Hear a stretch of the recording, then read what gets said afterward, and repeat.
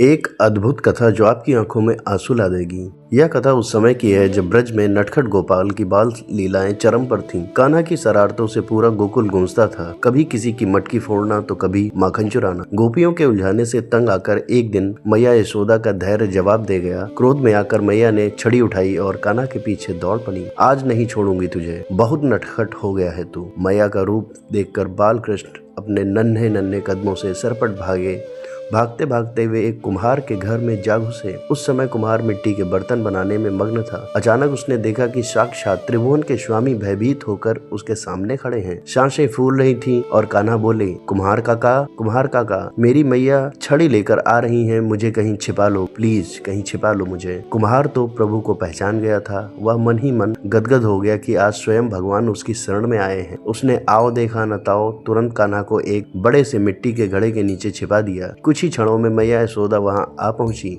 उन्होंने पूछा, क्यों रे, तूने मेरे कन्हैया को देखा है क्या? अभी इधर ही आया था। कुम्हार का हृदय धक धक कर रहा था, पर प्रभु की लीला में साथ देते हुए उसने झूठ बोल दिया, नहीं मैया, मैंने तो कन्हैया को यहाँ नहीं देखा। मैया आश्वस्त होकर वहाँ से चली गई। घड़े के नीचे बैठे कान्हा यह सब सुन रहे थे। मैया के जाते ही उन्होंने धीरे से कहा, काका, यदि मैया चली गई हो तो मुझे बाहर निकालो। अब शुरू हुई भक्त और भगवान की असली लीला। कुम्हार मुस्कुराया और बोला, ना सरकार, इतनी आसानी से नहीं, पहले मुझे एक वचन दीजिए। कृष्ण ने पूछा, कौन सा वचन चाहिए? कुम्हार बोला, वचन दीजिए कि आप मुझे 84 लाख योनियों यानी जन्म मृत्यु के बंधन से मुक्त कर देंगे, तभी घड़ा उठाऊंगा। ठाकुर जी मुस्कुराए। एक भक्त भगवान को ब्लैकमेल कर रहा था। कृष्ण बोले, ठीक है, मैं वचन देता हूँ, अब निकालो। कुम्हार अड़ गया, सिर्फ मुझे नहीं प्रभु, मेरे पूरे परिवार को भी मोक्ष का वचन दीजिए। कृष्ण ने हंसते हुए कहा, तथास्तु, उन्हें भी मुक्ति मिली, अब तो निकालो, मेरा दम घुट रहा है। फिर बोला, रुकिए केशव, एक विनती और है। जिस मिट्टी से यह घड़ा बना है उसे मेरे बैलों ने बड़ी मेहनत से ढोया है, उसे उन मूक पशुओं को भी 84 के फेरे से मुक्त कीजिए। कुम्हार का यह प्राणी प्रेम देखकर करुणा निधान पिघल गए। उन्होंने बैलों को भी मोक्ष का वरदान दे दिया।